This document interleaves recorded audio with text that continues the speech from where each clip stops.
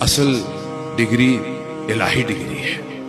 دنیا کے کاغذ جمع کر لیں اور انسانیت نہ ہو تو کوئی فائدہ نہیں.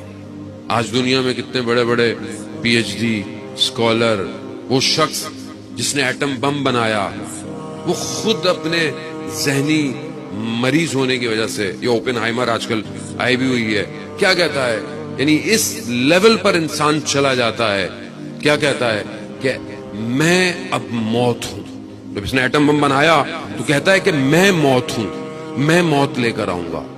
یہ علم اگر پاک نہ ہو تو تباہی کر دیتا ہے، اور اگر یہ علم پاک ہوتا تو یہی نیوکلیر انرجی قوم کو بقا دیتی ہے.